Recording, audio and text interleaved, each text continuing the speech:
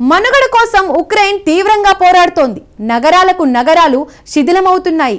విదేశీ సాయం కొరవడుతోంది. దీంతో తమ ఆయుధాగారాన్ని నింపుకోవడానికి ఉక్రెయిన్ కొత్త ప్లాన్ వేసింది. ఆ ప్లాన్ వింటే ఆశ్చర్యపోవడం ఖాయం.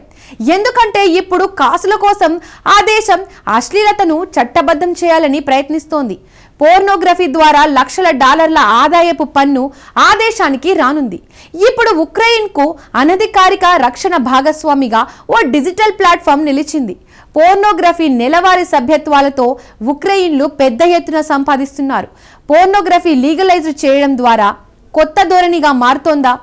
ఆదాయపు పన్నుతో మిలిటరీని బలోపేతం చేయగలదా? అడల్ట్ ఎంటర్టైన్మెంట్తో సంక్షోభం నుండి ఉక్రెయిన్ బయటపడగలదా? Watch the story. ఉక్రెయిన్కు కొత్త రక్షణ భాగస్వామి ఎవరు? ఆయుధాల కోసం పోర్నోగ్రఫీకి కీవ్ గ్రీన్ సిగ్నల్. పోర్నోగ్రఫీ చట్టంతో సంక్షోభం నుంచి గట్టెక్కుతుందా? ఉక్రెయిన్ యుద్ధం 3వ సంవత్సరంలోకి అడుగుపెట్టింది. రష్యా అధ్యక్షుడు వ్లాదిమిర్ పుతిన్ 2022 ఫిబ్రవరి 24న ఉక్రెయిన్పై ప్రత్యేక మిలిటరీ ఆపరేషన్ను చేపట్టాడు. అప్పటి నుంచి ఉక్రెయిన్పై రష్యా సైన్యం విరుచుకుపడుతోంది. మొదట్లో సాంప్రదాయ యుద్ధానికి పుతిన్ ప్రాధాన్యమిచ్చాడు. కానీ యుద్ధంలో సైనికుల ప్రాణ నష్టం పెరుగుతుండడంతో వ్యూహం మార్చాడు. యుద్ధంలోకి సూసైడ్ డ్రోన్లను దింపి ఉక్రెయిన్ను వణికిస్తున్నాడు. నిత్యం డ్రోన్లతో మిస్సైళ్లతో ఉక్రెయిన్ నగరాలపై నిప్పుల వర్షం కురిపిస్తున్నాడు. రష్యా దాడులతో ఉక్రెయిన్ వేల మంది సైనికులను కోల్పోయింది. 3 ఏళ్ల కాలంలో ఉక్రెయిన్ సైనికులు మొత్తం 1,60,000 మంది ప్రాణాలు కోల్పోయారు. ఇందులో యుద్ధంలో మొత్తం 1,20,000 మంది చనిపోయి ఉంటారని కొన్ని నివేదికలు వెల్లడిస్తున్నాయి. లక్షల మంది నిరాశ్రులయ్యారు. ఉక్రెయిన్లో మౌలిక సదుపాయాలు పూర్తిగా రష్యా ధ్వంసం చేసింది. అమెరికా అధ్యక్షుడిగా డొనాల్డ్ ట్రంప్ ఎన్నికవడంతో ఉక్రెయిన్ తలరాత మారిపోయింది. అప్పటి వరకు అన్ని తానై వ్యవహరించిన అమెరికా ఉక్రెయిన్కు అన్ని రకాల సాయాలను నిలిపివేశాడు. నిజానికి మొదటి నుంచి ఉక్రెయిన్ యుద్ధాన్ని ట్రంప్ వ్యతిరేకిస్తున్నాడు. మరీ ముఖ్యంగా వైట్ హౌస్లో ట్రంప్ ఉక్రెయిన్ అధ్యక్షుడు జెలెన్స్కీ మాటల యుద్ధంతో ఇరు దేశాల సంబంధాలు మరింత దిగజారాయి. అమెరికాను మినహాయిస్తే మిగిలిన పశ్చిమ దేశాల మిత్రులు కూడా ఉక్రెయిన్కు సాయం తగ్గిస్తున్నాయి. యుద్ధం ఉక్రెయిన్ ఆర్థిక వ్యవస్థను కృంగదీసింది. ఉక్రెయిన్ ఖజానా ఖాళీ అయింది. నిధుల కోసం ఉక్రెయిన్ అధ్యక్షుడు జెలెన్స్కీ అన్ని రకాల ప్రయత్నాలు చేస్తున్నాడు. ఇప్పటికే ఉక్రెయిన్లోని అరుదైన ఖనిజాలను విక్రయించేందుకు ప్లాన్ వేశాడు. ఆ తర్వాత ఉక్రెయిన్ మీదుగా వెళ్లే రష్యా పైప్లైన్ బాధ్యతలను అమెరికాకు అప్పగించేందుకు కూడా చర్చలు జరుగుతున్నాయి. అయితే నిధులను రాపెట్టేందుకు కీవ్ మరో వింత నిర్ణయం కూడా తీసుకున్నట్టుగా నివేదికలు వెల్లడిస్తున్నాయి. ఇంతకు ఉక్రెయిన్ తీసుకున్న ఆ నిర్ణయం ఏమిటి? ఆర్థిక ఇబ్బందులను ఎదుర్కొనేందుకు కీవ్ పోర్నోగ్రఫీపై అడుగులు వేస్తోంది. అవును, మీరు విన్నది నిజమే. వయోజన వినోద పరిశ్రమను చట్టబద్ధం చేయాలని ఉక్రెయిన్ భావిస్తోంది. వయోజన వినోద పరిశ్రమ అంటే adult entertainment industry. Ukraine MP Yaroslav Zhelezniak దీనికోసం తీవ్రంగా ప్రయత్నిస్తున్నాడు. నిజానికి ఉక్రెయిన్లో పోర్నోగ్రఫీని నిషేధించే చట్టాలు ఏవీ లేవు. కానీ సోవియట్ యూనియన్ వారసత్వంగా అడల్ట్ ఎంటర్టైన్మెంట్ను ఉక్రెయిన్ అడ్డుకుంటోంది. కానీ ఇప్పుడు సోవియట్ కాలం నాటి చట్టాలను రద్దు చేయాలని ఎంపీ జెలెన్స్నాక్ పార్లమెంట్లో ప్రతిపాదనలు తీసుకొచ్చాడు. పోర్నోగ్రఫీని చట్టబద్ధం చేస్తే దేశ ఆర్థిక వ్యవస్థకు మేలు జరుగుతుందని వాదిస్తున్నాడు. ఆదాయపు పన్నుతో కోట్ల డాలర్లను ఆర్జించే అవకాశం ఉందంటున్నాడు. అంతేకాకుండా పోర్నోగ్రఫీకి సంబంధించిన కేసులను విచారించే భారం కూడా దగ్గుతుందని జెలెన్స్నాక్ వివరిస్తున్నాడు. అడల్ట్ ఎంటర్టైన్మెంట్ బిల్లుపై ఉక్రెయిన్ అధ్యక్షుడు వోలోదిమిర్ జెలెన్స్కీ పార్టీ సభ్యులతో సహా 26 మంది ఎంపీలు సంతకం చేశారు. కానీ ఉక్రెయిన్లోని చాలా మంది సాంప్రదాయ క్రైస్తవులు ఈ బిల్లుపై ఆగ్రహం వ్యక్తం చేస్తున్నారు. మిలిటరీని బలోపేతం చేయడానికి గలీజు పనులు ప్రోత్సహిస్తారా అంటూ నిలదీస్తున్నారు. అశ్లీల చిత్రాలను చట్టబద్ధం చేయడంతో దేశ సామాజిక పరిస్థితులు దారుణంగా మారుతాయని ఆందోళన వ్యక్తం చేస్తున్నారు. పార్లమెంట్లో తెచ్చిన వయోజన వినోద బిల్లును విధ్వంసకరమైన నిర్ణయంగా ఉక్రెయిన్ చర్చలు విమర్శిస్తున్నాయి. అయితే కీవ్ తీసుకున్న నిర్ణయం వ్యూహాత్మకమైనదా లేక నిరాశకు ప్రతీకనా అన్న చర్చ జరుగుతుంది. నిజానికి ప్రపంచవ్యాప్తంగా ఈ అడల్ట్ ఎంటర్టైన్మెంట్ 10,000 కోట్ల డాలర్ల ఆదాయాన్ని కొల్లగొడుతోంది.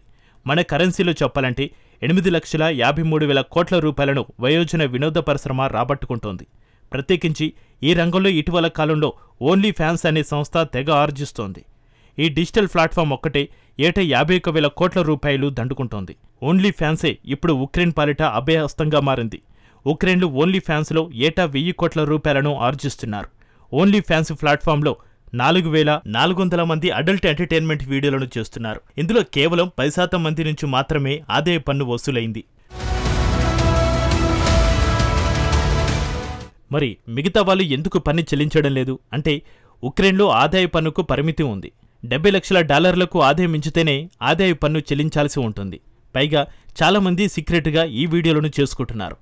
కొందరైతే డిజిటల్ ఎంటర్టైన్మెంట్ ప్లాట్ఫామ్ ఓన్లీ ఫ్యాన్స్ను ఉక్రెయిన్ సైన్యం కోసం నిధులను సేకరించడానికి మాత్రమే ఉపయోగిస్తున్నారు. అందుకే ప్రభుత్వమే ఈ రంగాన్ని ప్రోత్సహిస్తే 4,400 మంది నుంచి పన్నులు వసూలు చేయవచ్చు. పైగా సైన్యానికి మరింత నిధులు అందుతాయని అక్కడి ప్రజాప్రతినిధులు వాదిస్తున్నారు.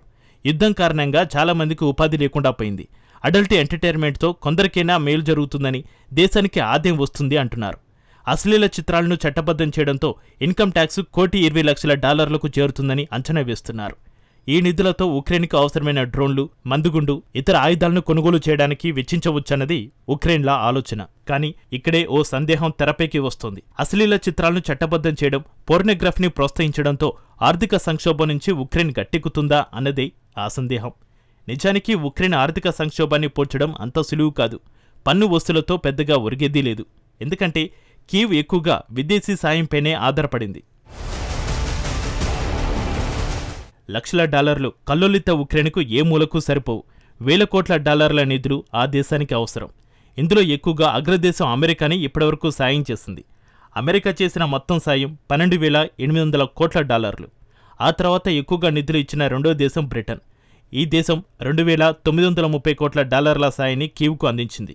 $2,750 కోట్ల కీవ్కు జర్మనీ అందించింది. సాయంలో 3వ స్థానంలో ఉంది.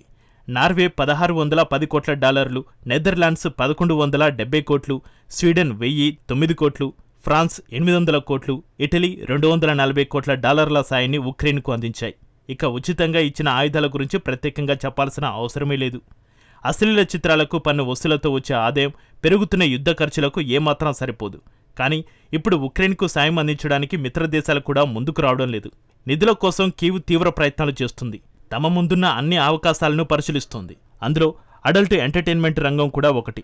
ఈ రంగానికి ప్రభుత్వం గ్రీన్ సిగ్నల్ ఇస్తే మాత్రం సైన్యానికి నిధులు సమకూర్చుకోవడానికి పోర్నోగ్రఫీని చట్టబద్ధం చేసిన ప్రపంచంలోని తొలి దేశం ఉక్రెయినే అవుతోంది. ఇది కొత్త ట్రెండ్ను సూచిస్తుందా? మున్ముందు యుద్ధ బాధిత దేశాలు అసాధారణ పద్ధతుల వైపు మొగ్గు చూపుతాయా అంటే పరిణామాలు మాత్రం అవుననే చెబుతున్నాయి.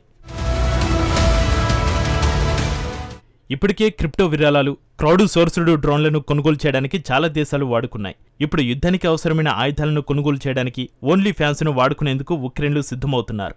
ఇలాంటి విచిత్రమైన ట్రెండ్లు మరిన్ని చూడాల్సి వస్తుందో.